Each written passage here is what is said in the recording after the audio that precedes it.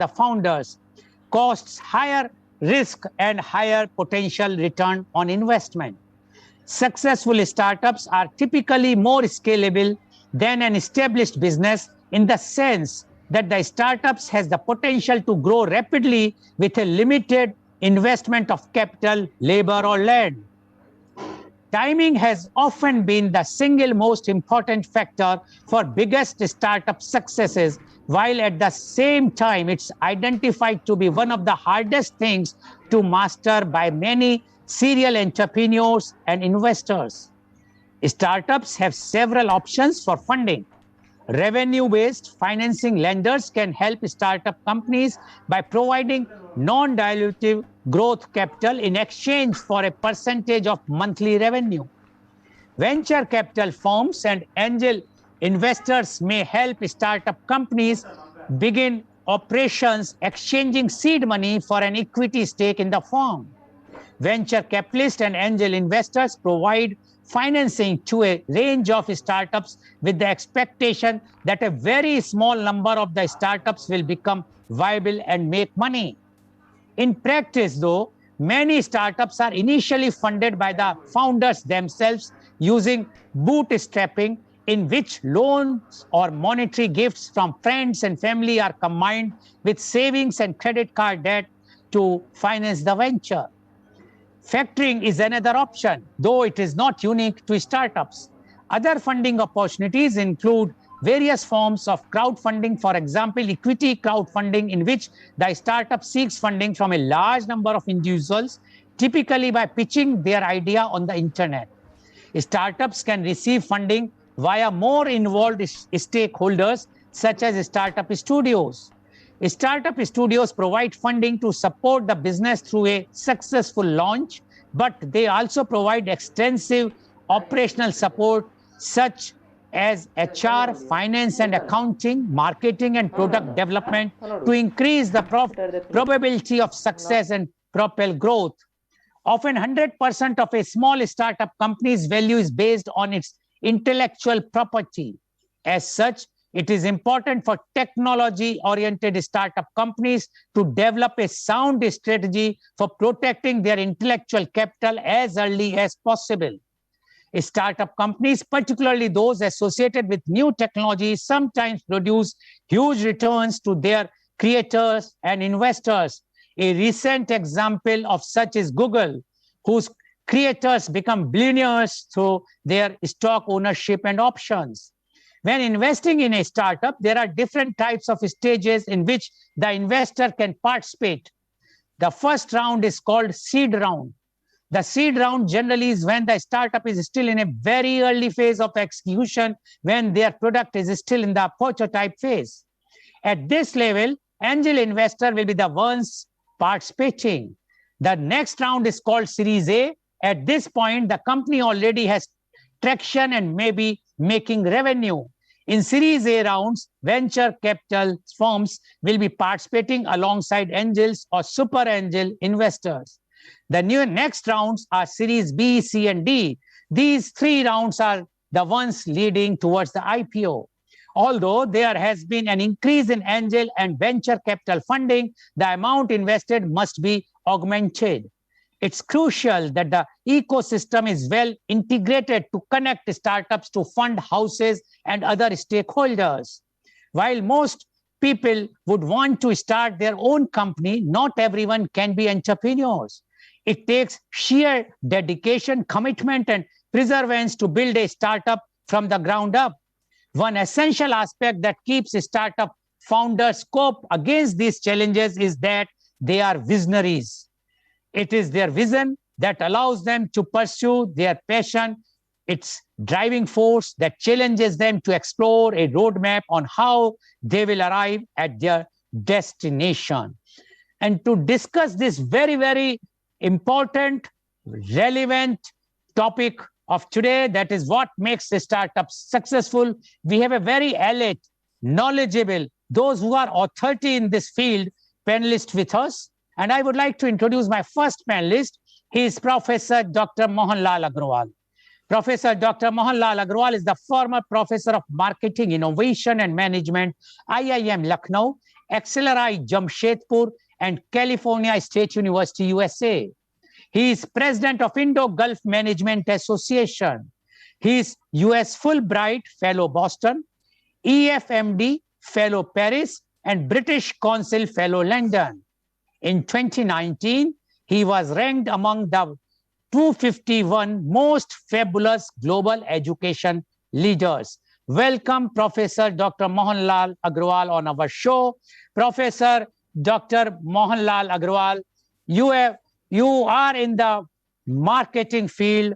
You are doing the innovation and management, and you are very, very successful in this field.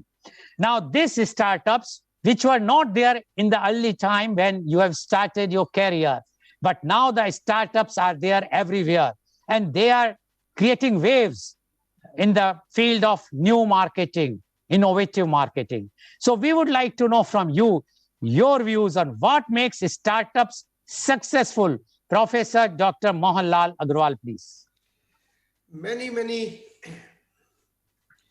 thanks, sir, for such a wonderful, comprehensive, introduction of a topic which is very, very new to most people, especially in the population that we all live in and the masses that we all serve.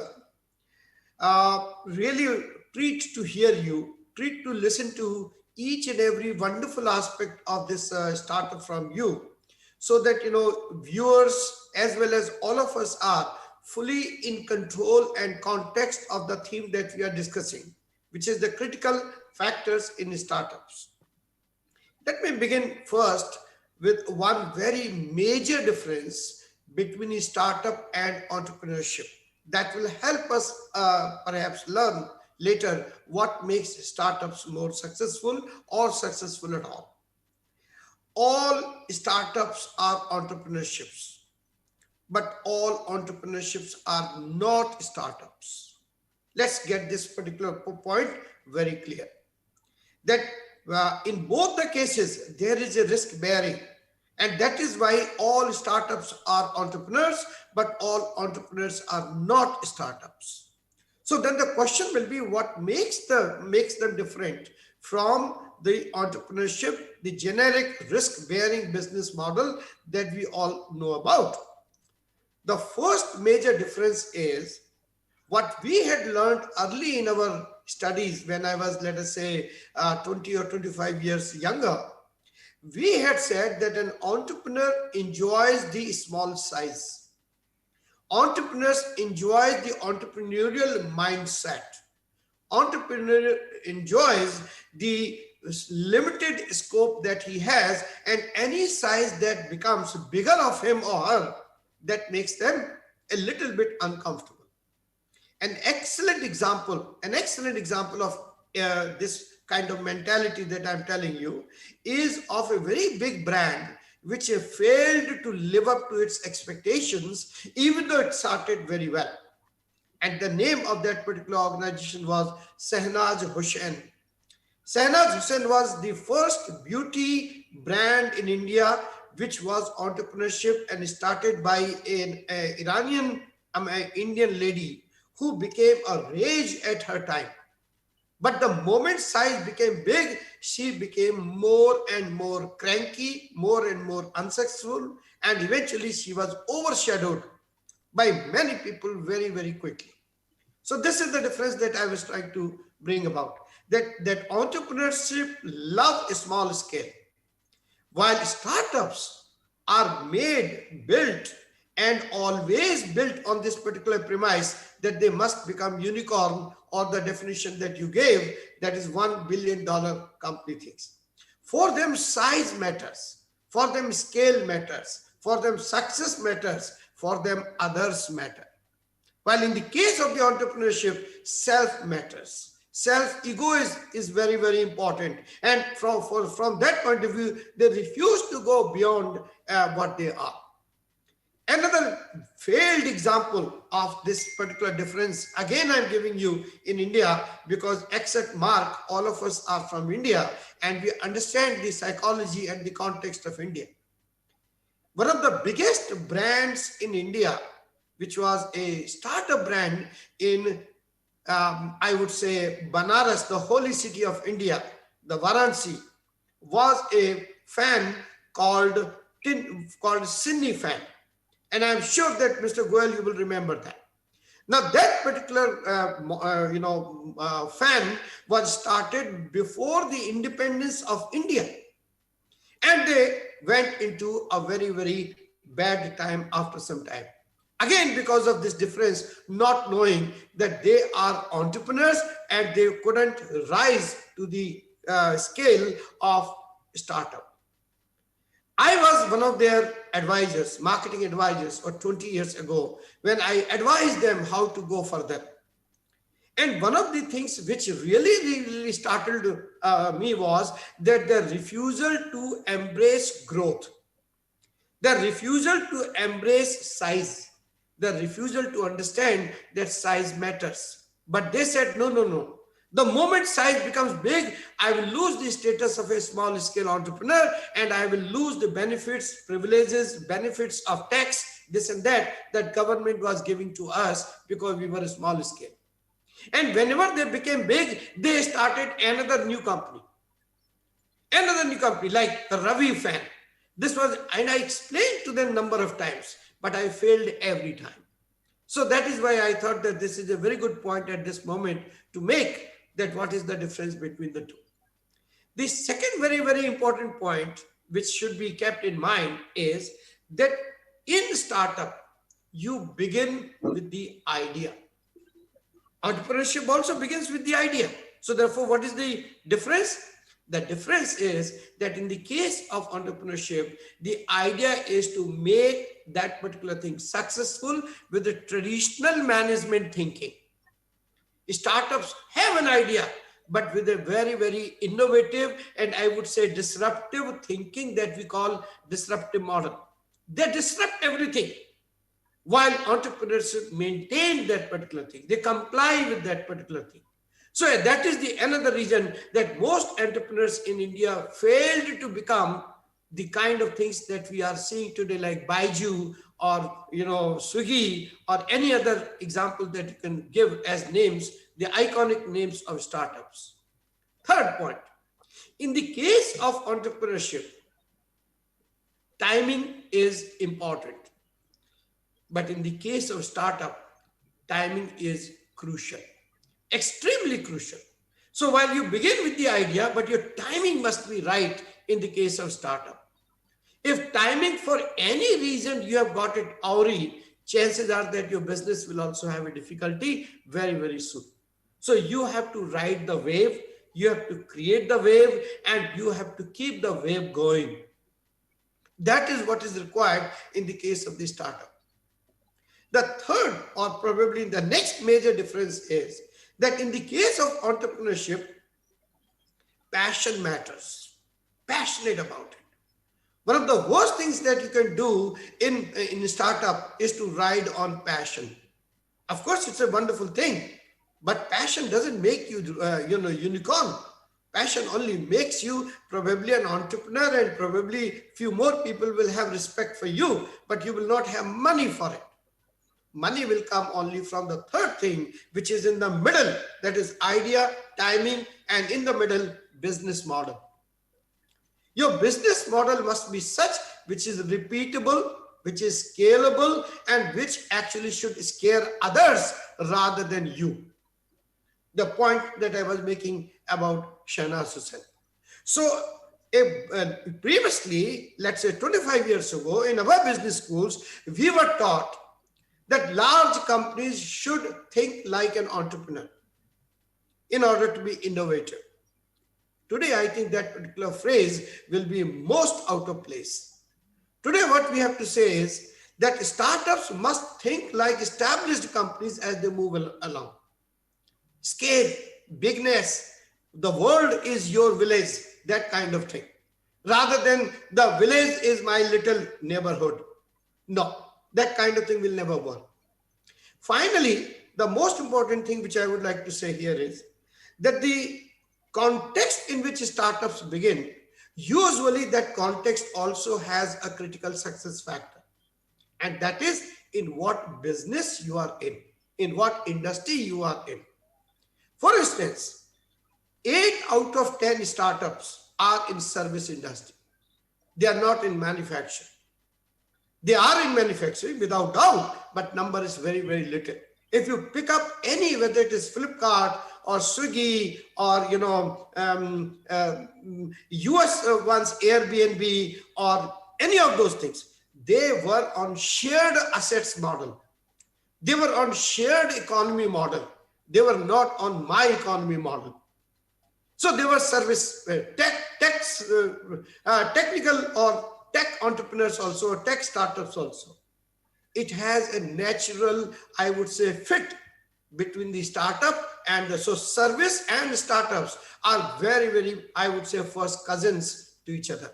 And that's why they are successful more when they are in this. Pick up any example of any product or goods related startup and they are struggling. Example, even Tesla. Tesla is also a very good example of that, where service wasn't involved, the manufacturing was involved. So this is a point which I want to say here to our August gathering, that startups with service have a greater likelihood of success than startups with manufacturing. Final point. And that final point is that most startups wonderfully know, and that's why they are so successful. They know how to convert a need into a demand. Remember, fulfilling the need of the customers is a wonderful idea, but it doesn't make you successful. It makes you successful when you transit the need into demand. And demand means that where customers are willing to pay the money they have and willing to borrow the money they don't have in order to have your product. Very simple. That need plus money to spend, need plus money with a willingness to spend is demand. And if you cannot create that need into demand, chances are that you will be a wonderful speaker in seminars and conferences as a startup person, but you will never be billionaire yourself because you have failed to create the need into demand.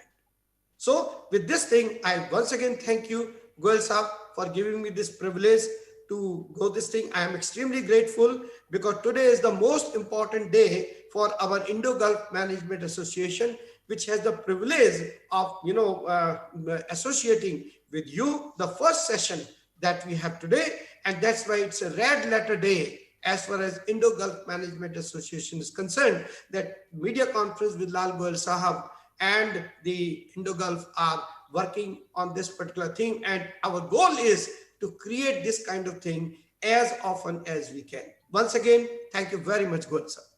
Thank you very much, Professor Dr. Mohan Lal Agarwal, for giving your views. And thank you for the compliments. And thank you. And you are most welcome to join hands with media conference with Lal Goel. Now, I would just like to highlight few points which Professor Dr. Mohan Lal Agarwal, he mentioned about the difference between entrepreneurs and the startup promoters. And he mentioned how the Shehnaz Hussain, which was a very big brand initially, but failed. And also the Sinni fan.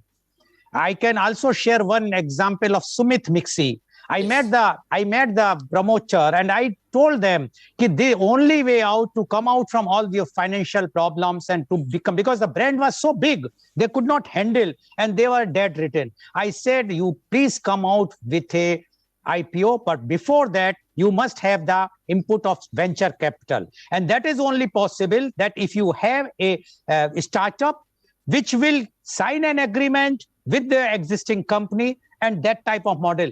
They agreed, but afterward, you know that once it's a family organization, it's not easy to convince everybody. Now, one more thing which Dr. Mohan Lal Agarwal has mentioned about the idea. The startups are based on ideas. It's not on the real, because mainly he has also mentioned that all the startups are generally of service industry. They are not in the manufacturing industry. And he has given the examples of Airbnb and Zomato and Swiggy and whatnot. Similarly, he says that timing is very important. If you will just imagine, just think that no, we will do it afterwards, it's not possible, because you can be successful overnight if your timings are right and if you are striking at the right time. And he says, because this particular startups are mainly the technology wise, and he has mentioned about that need to be transformed in the demand. And he has given an example that if you can create that need so much that it will convert into demand, then definitely the startups are going to be successful. Thank you very much, Professor Dr. Mohanlal Agarwal. In the next round, I will ask the question about what you have mentioned, because they're very, very important points which you have made. Thank you very much once again. I would like to invite my next guest. My next guest is joining from USA, and I'm sure it's quite late there. But anyway, please, we welcome Mr. Mark Grimes. Mr. Mark is a serial startup. Grimes. Okay, sorry. Mr. Mark Grimes. Mr. Mark Grimes is a serial startup founder and angel investor based at Oregon, USA. Mr. Mark is a startup founder, entrepreneur, and angel investor who has started each of his businesses over the last 31 years with cash on hand, no business plan, and all have been profitable within 90 days or less. He is past founder of Ice Cream Interactive, an advertising agency with clients such as P&G, Nextel, Disney, and Outpost.com. The agency was one of the top 20 interactive advertising agencies, according to Adweek magazine, and annual billing over $7.1 million and 40 full-time staff. Mr. Mark helps other entrepreneurs, small business owners, and startup founders develop their business models, and his current focus includes NetSpace, which provides co-working for startups, innovative tech companies, and freelancers. Maker, Ferry Africa, a celebration of African ingenuity, innovation, invention, and social entrepreneurship. He started a startup radio network, live streaming podcasts for startup founders and entrepreneurs. Welcome, Mr. Mark Grimes. Mr. Mark, you have heard what Professor Dr. Mohanlal Agarwal has mentioned. You being a serial startup founder, an angel investor, and you are based in USA, from where this startup business started. Definitely, you are the real person to tell us. In here, we say that from the horse's mouth. So definitely, we would like to know from you your views on what success makes startups. What makes startups successful? Sorry, Mr. Marks, please. Well, first of all, thank you, Lal Goel, for inviting me here, and Dr. Agarwal as well. Appreciate being here and appreciate very much the invitation. And I have to say, I think Dr. Agarwal, he took half of my notes. I have to re-edit what I was going to talk about, because he got so much of it so dialed in, very much on target. So what I want to do is kind of reflect on some of the things that I've seen in 31 years, or 32 years now, I guess, too, in building startups and helping startup founders build their companies. One of the things that was mentioned earlier before was ideas. Obviously, ideas is one of the critical things, but beyond those ideas, as you're starting to build a company, flexibility, simplicity, and ambiguity. Because when you're a startup founder, what you think you're building and doing today, in a month from now, it might well change. And you need to be open to that, and you need to be working with, whether it's your customers, your staff, or even your investors, you need to be open to those changes, because they're gonna happen. So you can't be so solid and dialed into your idea that that's the only way you see it going forward, because I've never seen a business plan that's the same 6 months later. It constantly changes, and you need to be open to that. One of the main challenges is the success in a startup is generating new business. And I want to tell you kind of briefly a story of Maker for Africa and how that came to be. So Maker for Africa, which you mentioned, was a celebration of African ingenuity, startups, business, entrepreneurship. But that just started on Twitter. It started with a tweet. It started with, I was asking a gentleman named Eric Hirschman, I wonder what would happen if Y Combinator happened in Africa. Now, Y Combinator is a pretty famous accelerator down in the Bay Area. And I did not know Eric. He did not know me. He said, wow, rather than putting $25,000 into companies in Africa and most of the countries in Africa, it would be a $5,000 or $1,000 investment. So he and I started talking back and forth from that. From that became a weekly call that we put together with entrepreneurs and technology folks from around the world to talk about what was happening. And then from that, we decided to put on the Maker for Africa event in Accra in Ghana for the first year.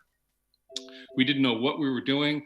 The five of us that founded it together hadn't even met each other face to face. This was all connected from being just online and then phone calls to make this event happen. We ended up having 100 people present and a few thousand people attend. We raised $500,000 and kind of built it from there. But the whole point, reflecting back to what I'd said earlier, is, we needed to generate business. We needed to raise money from other foundations to really make this thing happen. And it was, in its own right, it was, relatively successful. Also mentioned earlier too, was talking about the business model of how it is you're selling whatever the thing is you're trying to sell, whether it's that service, whether it's manufacturing, whether it's a product. But what is the business model? Is it a subscription? Is it a one-off? Is it something that you're going to sell direct to consumer? Is it in a retail store? Is it a business-to-business environment? But in addition to the business model, you need to try to figure out, if you're building a startup, what is it that makes that product, that service unique? What is it that somebody else that might be close to it in what they're trying to build, but what sets you and your product and service apart? Because that's why customers are going to very likely fall in love with what you're doing. You have to, because it's a startup, you have to be very focused on speed, on execution. And ultimately, one of the best ways to do that, and I'm more of, you'd mentioned earlier, kind of the lean startup model, where you're really funding it yourself and trying to grow it. It's a pretty wise idea to test small and then scale fast. So when you find out that it works, you then put more time, effort, and resources and finance into it after that. According to a response of a small business trend survey, the best way to learn about entrepreneurship is to start a company. Not really a shock there, but it's so true, because you can spend months reading stuff online, listening to podcasts, but you have to go out there and start the company. So going back 12 years ago, when we started NetSpace originally, I wanted to start a co-working space in Africa. So I knew I had to do it first just to see how to make it happen. So I started one in Portland 12 years ago with a partner. Now, at the time, I know it's kind of a challenge because everybody knows what co-working is now. 12 years later, everybody's heard of WeWork and all the other, co-working spaces around the world. 12 years ago, people weren't really that familiar with NetSpace. How did we start it? When people weren't familiar with the concept, familiar with the idea, all we did, we invited down about a dozen founders, a dozen entrepreneurs. We showed them the physical space we were looking at. Again, very simple to understand. Hey, we'll all be working together. You'll rent that office, you'll rent that desk. And after 6 of the 12 people said they joined, that's when we knew we had a business and a business model that was going to work. First and oldest co-working space in Portland. Obviously, things have exploded in the whole co-working area since then over the last 12 years. To be candid, March of last year, you know, when COVID hit, I kind of assumed by May that co-working and certainly our space was not going to make it through the end of last year. And at the beginning of 2020, we almost had NetSpace sold. Then March hit, COVID hit, and I didn't think it would make it through the end of at the end of the year. At the end of the day, March, 2 months ago, we sold it. So I'm no longer involved in the company other than helping the new owners build and grow it from there, which I'm thrilled with. Other critical, what will make startups successful? Customer acquisition. So much of this goes to sales and marketing, and then also the potential of all the different levels you hit of, you know, seed investment, VC, angel investment, and all the different rounds after that. But customer acquisition and sales and marketing is the cheapest and the best way to fund your company, because when you can fund your company, your startup, through sales to customers, you're just fulfilling products. You don't have to give up any equity in your company. So that's the best way. And ultimately, even if you do raise money, you still have to eventually get customers and grow your sales. as of 2 years ago, 67% of Series A funded startups were already generating revenue before they were funded. So a lot of people, I think, make the mistake that they're not going to start the company until they get funded. And that's very likely, very, very likely not going to happen. So, you know, start selling as soon as you can, and you're also going to get early feedback from customers, or whether they're buying or not buying. Even if they're not buying, they're going to tell you why, and you can know how to adjust your business model. What else? So another things that factor into successful startups is focus. You can't be all over the place. You have to know what it is that you're trying to build. When we were building NetSpace, we weren't trying to open up a coffee shop out front.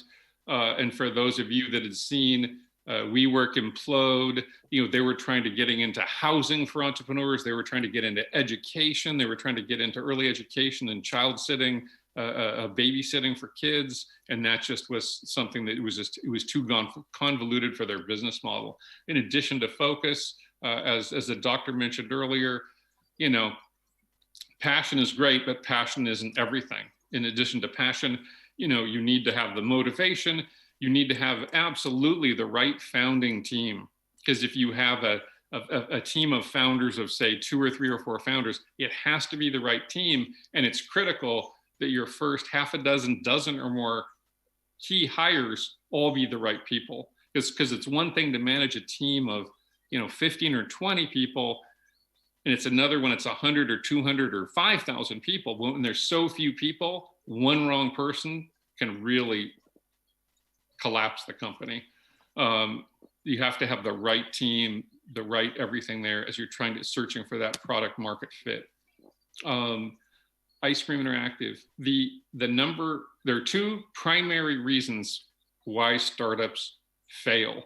I know this is about what makes them successful, but all you have to do is look at the opposite of what I'm going to say here too, right? So the 2 primary reasons they fail. The number 1, due to misreading market demand.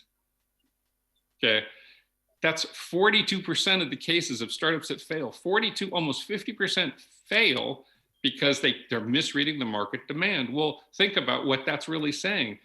Had they been going out earlier and trying to make sales, they would have known, they would have been getting the scale and the traction that was mentioned earlier that's so critical. They would have known that, but instead they probably raised too much money, and then all of a sudden they're fighting to try to make sales to fix the problem, and money can't fix a misreading of a market.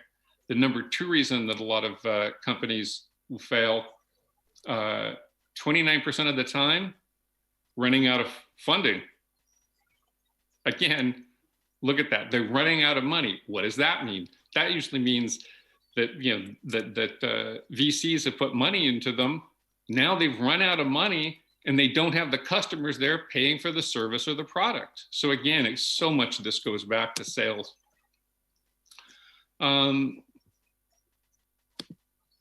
Zappos, which is a shoe company based out of Vegas now, and Tony Hsieh, who passed away a little over a year ago.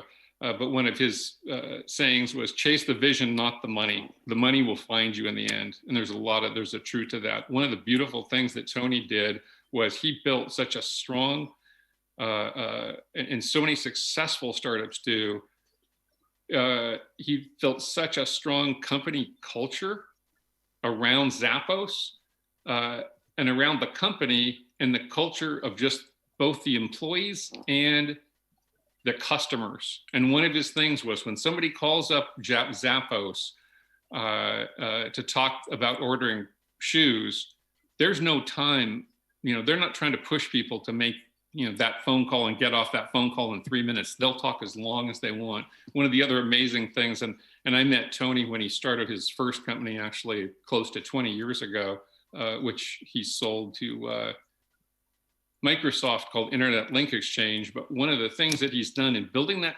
corporate culture, which I just can't hit hard enough here too, he had a thing when they were relocated and moved to Vegas, is when anybody came to Las Vegas, if you called up, and I actually sent him an email, and we had a chance to do this too. So head into Vegas, send him an email ahead of time. They sent out a car to pick you up in Vegas, even though you had not necessarily even purchased a shoe from them before. They picked you up at the airport in this nice air-conditioned car, gave you ice cold water, took you to the Zappos headquarters, brought you into this amazing place. You signed in, and they sent you through their thing. Each aisle of all their desks was all set up like, one was set up like the jungle. Another was set up like science fiction. So every row, everything had a different thing. All their staff would stop and wave at the guests. And there was only like 2 or 4 or 6 guests at a time. What else did they do? Oh, at one point in time, somebody behind one of the reception desks challenged me to a hula hoop contest. I mean, funny, fun stuff. And then at the end of it, and the tour only lasts like 30 minutes, at the end of it, there's a really nice library in the front reception area of some of the newest business and startup books. And you're invited to please take a book with you as you go. And then they just happily take you to your hotel. It was ridiculous. It was so amazing. I mean, Tony was a brilliant, brilliant startup founder. And I could keep kind of going on and tell all kinds of stories, but you know what? Leaving it there with Tony seems like a good place to pass the torch. Okay. Thank you very much, Mr. Mark, for giving your views.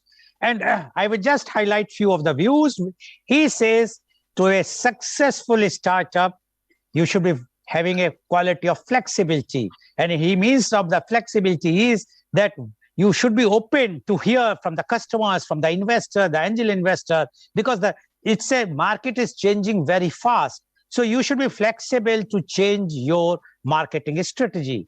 You should be very simple. Simplicity is required because you have to be open. You should give all the views whatsoever you are getting, and you should be open in all your dealings so that the investors or the customer will have more and more confidence in you.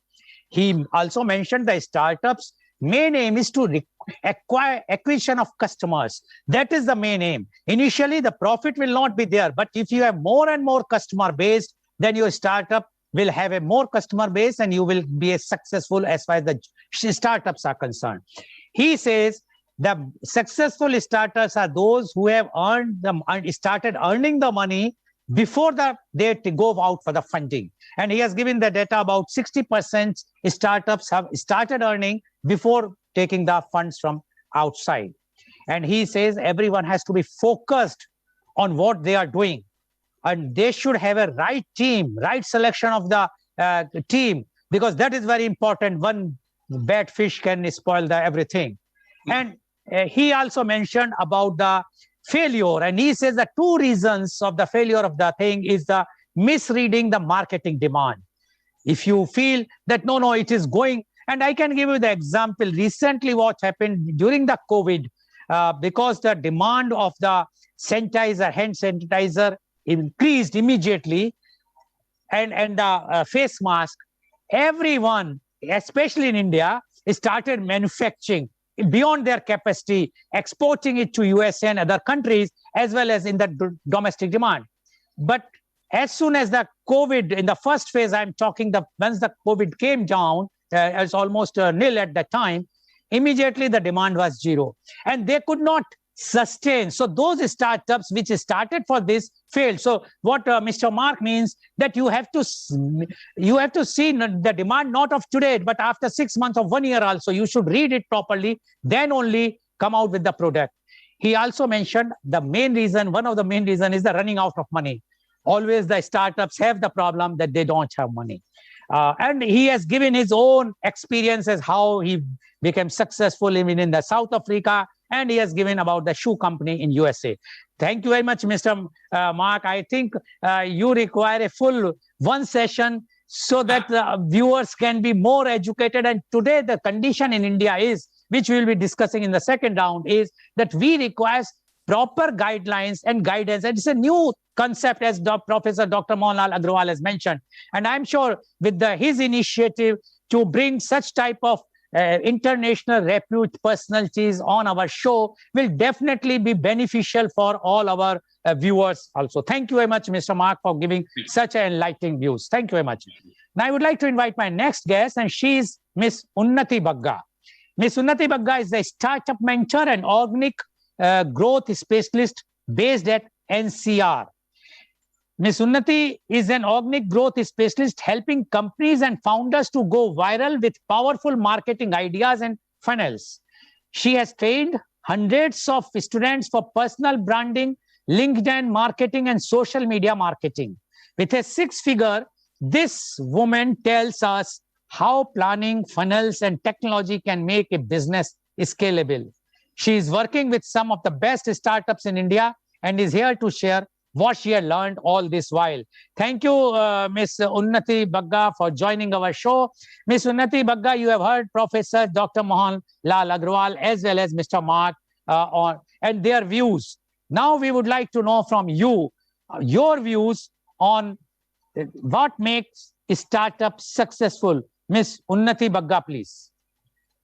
Hi, thank you so much for having me here. It is an honor to be here with so many people, and they are so experienced. Thank you so much, everybody, for giving me those 12 minutes to speak summarize my learnings over the years and get it in front of you. So basically, I would divide the entire success for startups in 4 phases. You get the idea, you get the right people, you keep on innovating, and then you do the marketing like never before. We always look up to Amul's little girl trying to hop onto some trend.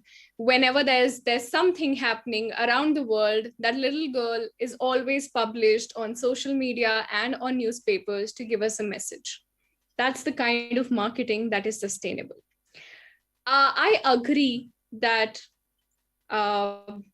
we require a right time to launch a startup, but Paytm was launched in around 2010, and Paytm was not waiting for the demonetization to happen in India to be successful. And similarly, Zoom was not waiting for the pandemic to happen so that everybody can come online. I understand that it's important for a startup to seize a particular timing, but that does not mean you start that time only. One wrong thing with all the sanitizer companies was that they started immediately after the demand was there. No, you start very early, and then there's one opportunity that will blow the entire, all the candles on the cake. And that is when you will get the right ROI. Byju's went from this to this just because online education started became a trend. People were not ready or reluctant to go to tuition centers because of COVID and everything. But that does not mean they started around COVID, right?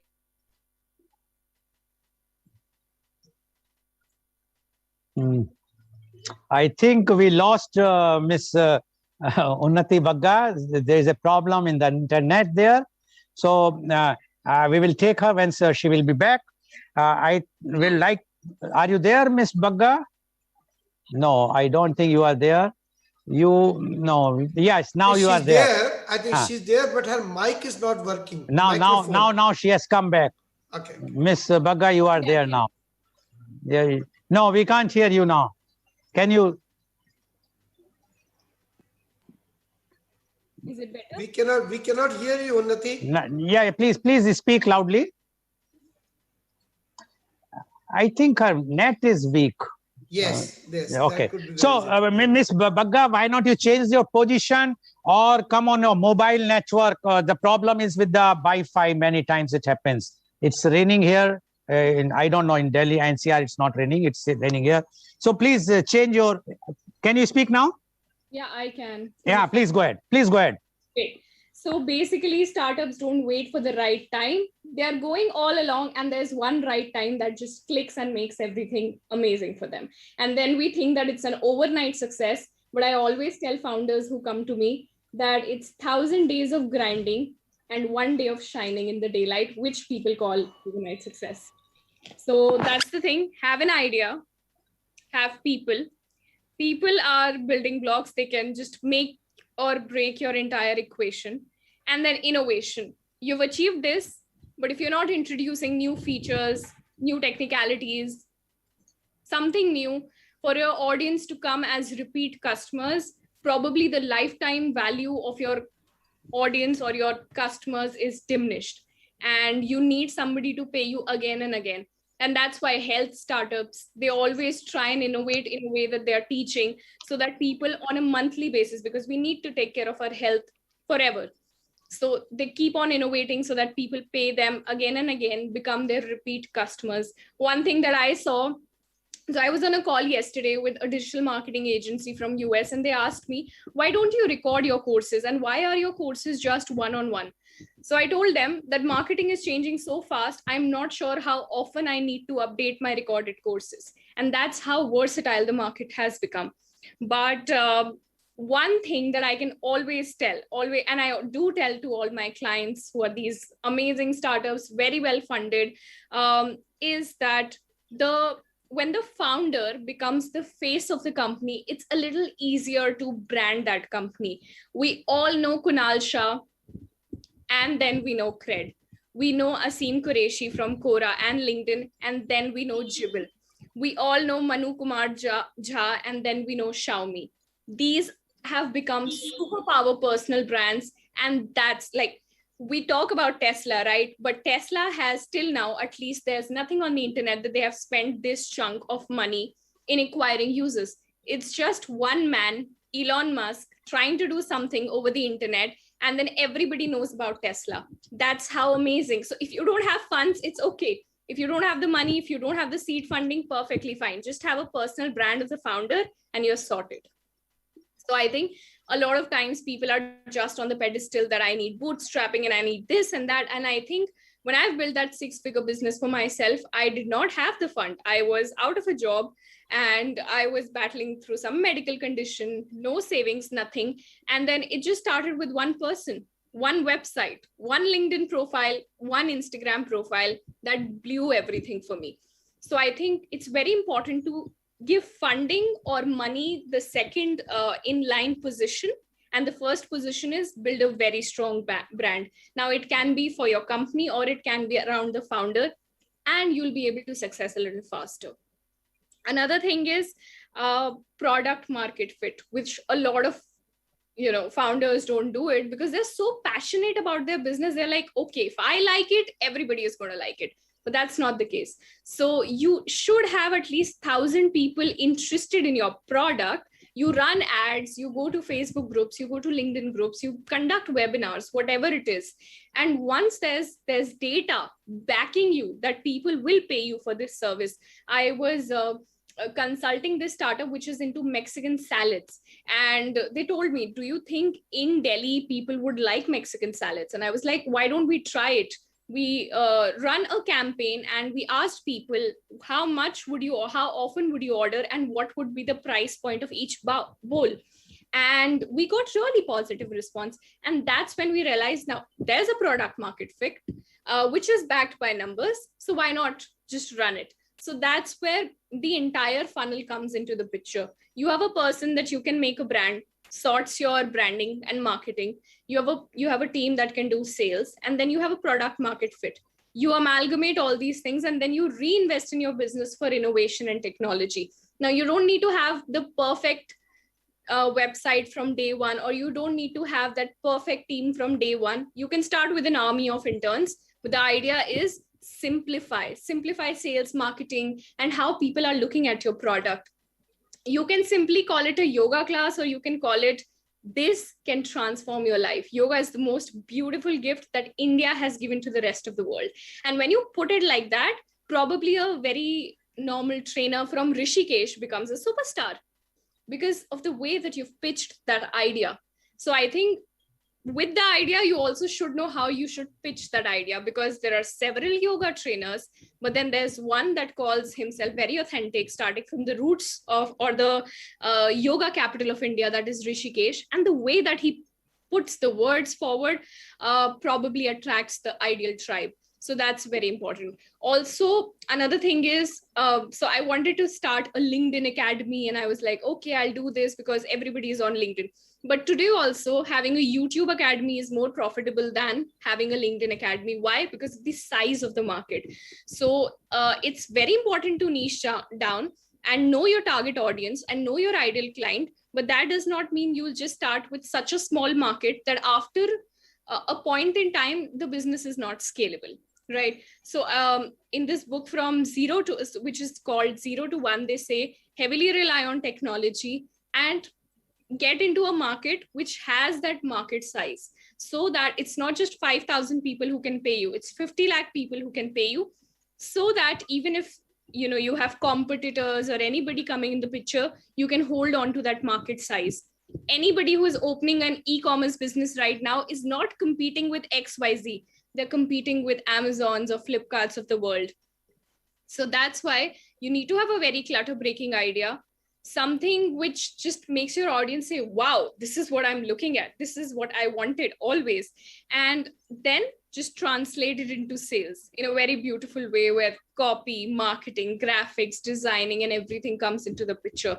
So I think when a founder learns to understand that money is secondary, I need to create a very powerful brand.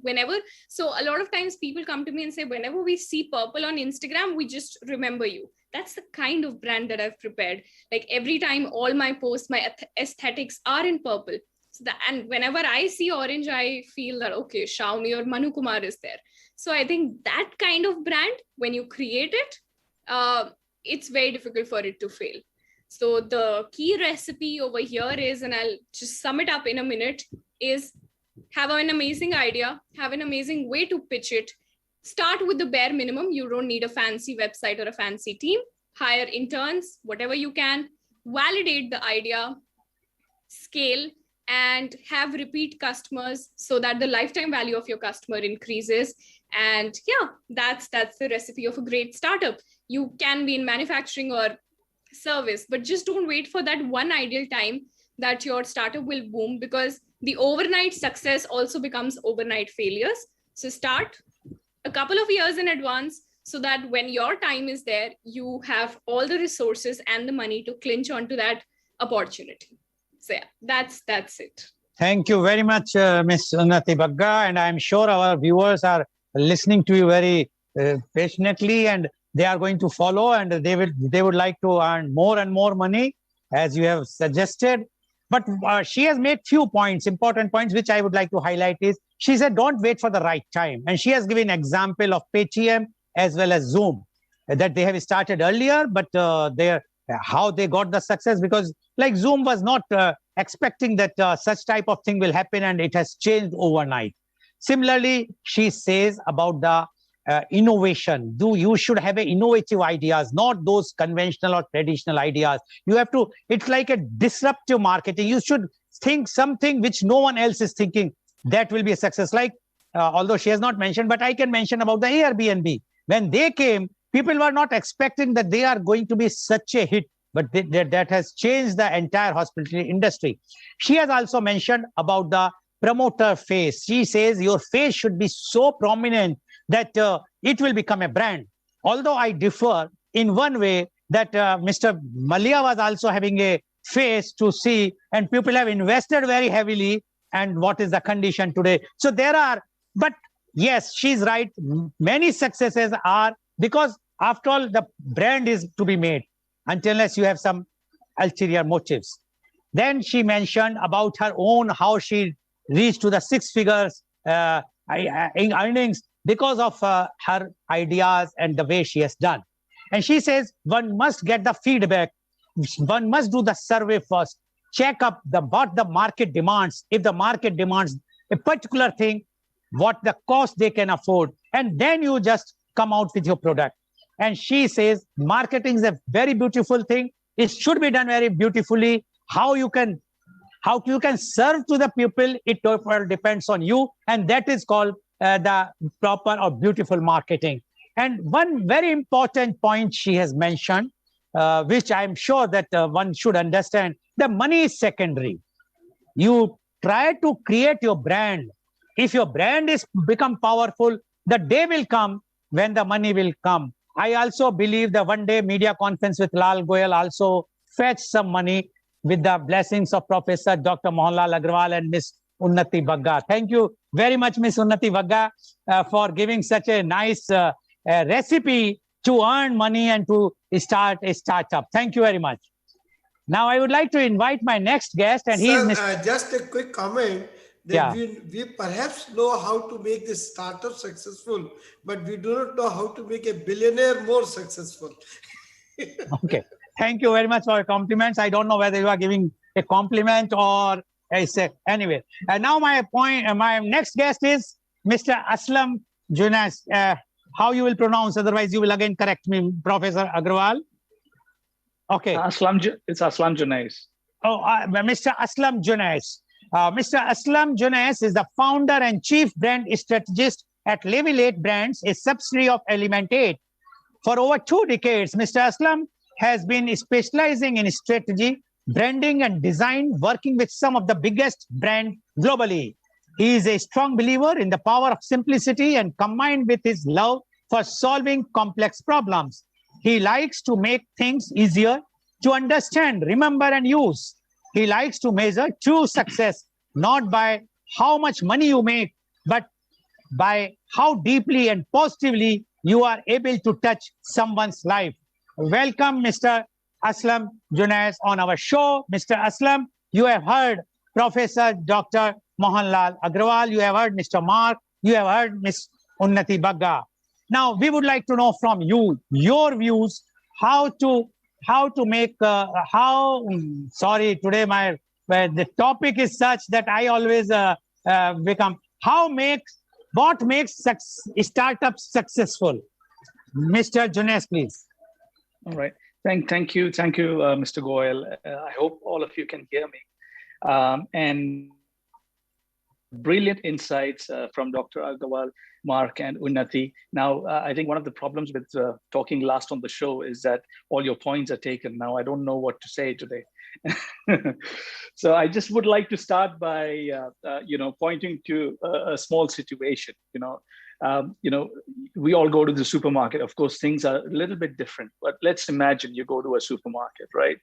And then you have these shelves on both sides filled with products, and all these brands are screaming at you, buy me, buy me, buy me, right? This is the general scenario out there, right? And I think this is what a startup faces when they actually get up into the market. There's a lot of noise, there's a lot of confusion, there's a lot of people selling the similar kinds of products and services, and it becomes all the more difficult. And that's why I would just like to start by saying that how important it is for a brand to stand out from the competition. My background is basically in brand strategy and branding. I've been doing it for the past 2 decades. And I have a situation where every day people come through the door of my office, people who have actually invested a lot of their time money and effort putting out brands, and then 2 to 3 years down the line, they come and they complain that it's really not working for them. It really doesn't connect with their audience. And when you look at them, on the exterior, they have a beautiful logo, they have a website, they have a brochure, they have everything that they require, but it doesn't really connect with their audience. And then when we delve deep, we find that, you know, the core of the problem is that they haven't defined themselves clearly. And this is a major issue. You know, when you're a startup, you have so many challenges. You have a brilliant idea. You need to communicate that idea. And you have so many other challenges, like you need to put a team, you need to find the right kind of funding to get it off the ground. There are so many, getting the paperwork done. And once you sort all this out, the next thing that you really think about is, okay, we need a logo. Okay, let's do a logo. We need to get a website done. We need to get a social media out there, and let's get going. But the thing is that from a branding perspective, it's what I would want to start by saying is that it is critical for a brand to start by defining themselves clearly. Because if you really don't define yourself clearly, you're actually being part of the noise. You're actually adding to the noise. You're not standing out. And this is a big problem for startups. And this will lead you to spend a lot of your money, time and effort in doing something, and then at the end of the day, it really doesn't work out. So actually, you know, when we work with startups, what we do is we start with the question of why. Why do you want to do, you know, what you do? Understanding this and defining this clearly, because, you know, let's take an example of two jewelry brands. One brand A and brand B. Okay. So one brand is saying, okay, we've got the greatest products. We've got, you know, this fine jewelry with all these fine cut gems, and it's all amazing. We build it with the greatest products on the planet and so on. And we have the right kind of designers, and that's it, right? And you have brand B saying that, you know, we make you feel special. We want to, our mission, our goal is to make every woman feel special and confident. And to do that, to enable that, we get the brightest engineers and the most brilliant, innovative artists and the most creative people to design our jewelry. And yes, we have this collection, we have this gem, we have this design. So there's a big difference. So which brand would you like to buy? Right? So brand A is talking something, brand B is talking something, and brand A is talking the same thing as brand C, D, and E, that we have this product, we have this collection, we have this, you know, this kind of products. But brand B is talking something from the inside out, right? We want to make you feel special and confident, and every woman wants to be that, right? So naturally, this is how you connect. And I think this is touching upon something that both Unnati and Mark has already mentioned as well. So this is how we start with the brand. So once we define the brand clearly, you know, define the values, because if you can get your audience to align to your values as a brand, you already have, you know, people, you know, aligned with your ideas and buying your products. This is what you want. So defining your purpose, clarifying your core values, and, you know, articulating your vision for the brand. This is where I want to be, is a good place to start for startups. And this is something that is missing. Once you do that, positioning is very important. How do you position yourself in the market? And when I say positioning, it's not just drawing a chart and plotting a couple of dots with your competition on there. It is actually occupying a space in the minds of your consumer. Al Ries, a brand positioning, he's known as father of positioning. He's written, you know, Positioning Battleground for Your Mind. So what he says is that positioning is not what you do to a product. It is what you do to a mind of a prospect. So this is what you want to build, that perception. right? This is where you want to own the mind. We always remember the first person to go to the moon. We always remember the fastest person on earth, but we don't know who's the second fastest, right? The third fastest or the second person on the moon. We need to own that position. And this is what positioning is all about. And this would help startups to get noticed. And the final thing is to ensure that you express yourself correctly. This is where you talk about the logo, the colors, the fonts, the typography, the website, the brochure. So this is actually a small part of the brand, right? But this is what people don't realize when you're a startup. You don't realize all this at the beginning, and you focus on something not important without defining yourself clear, positioning yourself effectively, and articulating yourself powerfully. Because with this, you cannot communicate and you cannot connect with your audience. This is very important. Now, we worked with, I think Mark has some experience working with, one of his ventures was a co-working space. And I think we've actually worked with a co-working startup. And one of the problems, I'm basically located in Dubai, and one of the problems here is there are a lot of startups. And again, we were starting with working with this startup called Calip, which is again a co-working space. But then when we looked at them, it was not just about offering a space or a desk or a good coffee. It was actually about nurturing and growing the people, you know. So we positioned them as an inspiring platform for aspiring entrepreneurs.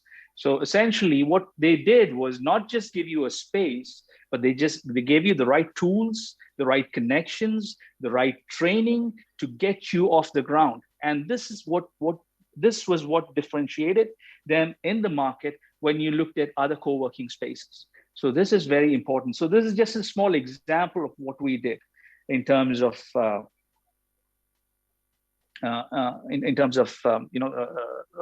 startup. So again, going back, Simon Sinek, we all know Simon Sinek. He's a well-established author. He's a leadership expert. What he says is people don't buy what you do. So they buy why you do it, the reason, why you do it. It is ever so more important to actually make sure that you communicate your purpose behind your brand. This is absolutely incredibly important. Because if you don't do that, you spend a lot of your time, money, and effort doing something, and at the end of the day, you find that it's really not connecting with the audience. It's really not working out for you. So this is essentially, looking at it from the inside out. That is number one. Number two is positioning yourself correctly, and number three is expressing based on you've already established a baseline. You know what you're doing. You know how you want to be positioned. Expressing it correctly in terms of having a good logo, connecting on social media platforms, and having a great website that tells your story. I cannot stress how stories are important for a startup, because at the end of the day, we all emotionally connect with stories. We've talked about a lot of things. We talked about the funding. We've talked about the difference between certain things. We've talked about, but I think we also need to look at the emotional side of a brand and a powerful story. I think Zappos, we talked about Zappos. It's a powerful story. It's all about customer delight. Delighting your customers. And we have books, we have case studies, I talk to my clients every day about that. And that's a story, right? So we need to build stories, and that actually connects with your audience. So these are the 3 points basically I wanted to touch upon with regard to giving you an example of what makes startups successful. I hope I have been helpful. Okay, thank you very much, Mr. Aslam. Yeah. And what Mr. Aslam has mentioned is the world is like a supermarket. Every product is asking you to buy, but why and how you are going to buy the one product, that is the main thing. And he says for that, the brand making is the main thing. He says ideas are there, but if you will not properly communicate that idea to the public at large, that you will not be successful. So his main emphasis is the brand and how to communicate that ideas. Although he has mentioned about the two jewelers, how they are communicating. One is the orthodox way, the another is how to make very special, and the people wants to go for the special one. Although our experience in India is not good for the jewelers, especially, although Professor Dr. Mohanlal Agrawal told me not to say anything wrong about in the show, but I have to mention, because wrong is wrong. What Mr. Mehul Choksi and Nirav Modi has done, they had a very, very fabulous brand, and the brand was very popular, and although ads were that you will be feeling so much special in going to their showrooms, and they not only looted India, they looted the entire world. Even in USA, they have so many showrooms. So it all depends on your intention also. It's not only that you will sell by giving, like he has mentioned about the emotional stories. Yes, emotional stories are correct, but then you have to contain, you have to sustain those stories. You should not try to manipulate the things. But his feelings are very, very, his experience says that you have to positioning the things properly. You have to be number one. Everybody remembers number one. Nobody wants to know who is number two. Thank you very much, Mr. Aslam, for giving your views. I'm sure the viewers are very much enlightened with such type of views given by all our panelists. Now, very quick question and very quick answers. First to Professor Dr. Mohanlal Agrawal. Professor Dr. Mohanlal Agrawal, everybody is talking about the success and failure of startups. You are talking about success, but you have mentioned 80% fails. Don't you think the failure, because Mr. Mark has said until we have to see the other side of the coin. I am seeing the other side of the coin. The reason of the failure is, one of the reason is the greed. The promoter of the startup wants more and more money. As Mr. Mark has said, that the shortage of fund might be not a shortage of fund, but buying big cars, buying huge properties for palatial houses for them and traveling abroad.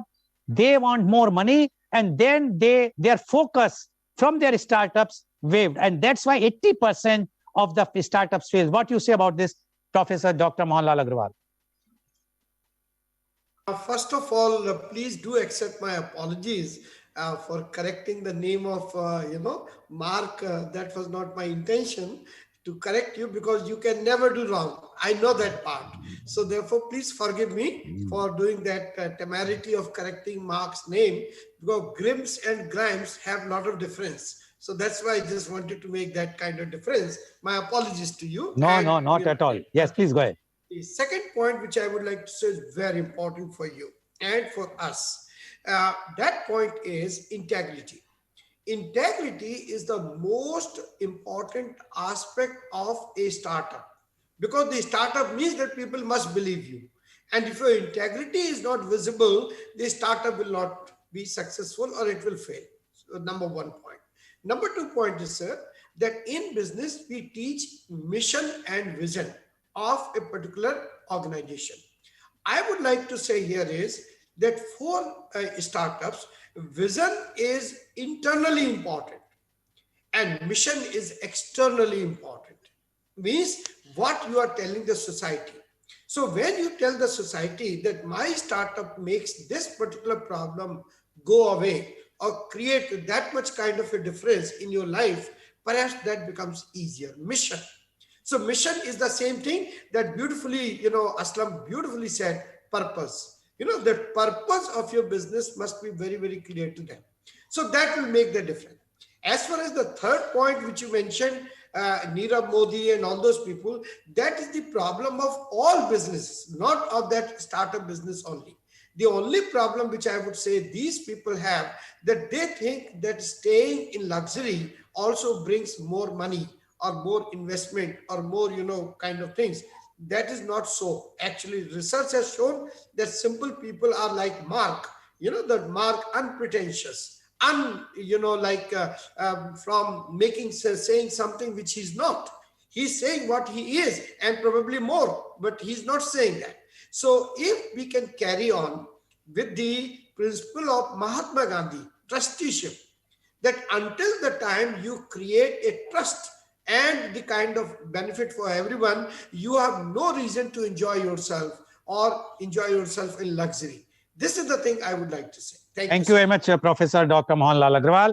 Now my question goes to Mr. Mark. Mr. Mark, We have seen, again, I am repeating, the 80% are failing as per the census here. Don't you think the startups are failing to give a proper exit plan to the angel investors or those who are invested in A or B or C series, and that's why this startups fails to deliver, and that's why the investor loses the interest in investing in that particular startup. Yeah, I mean, one of the challenges, I mean, you know, there are certain hotbed areas in the United States that invest in startups. You know, it's the Bay Area, New York, Boston, and to a certain degree, you know, a little bit in Texas and Miami. Other cities, most other cities, the startup investor, angel investor, seed investor world is just, it's so nascent, it's so new that you have people investing in startups that quite frankly shouldn't be investing in startups. They don't understand how to run or how to add value to a startup as investors, like investors in the bigger cities do. So I think that's one of the important distinctions is they may go and they may invest in 1, 2, 3, or a half a dozen companies.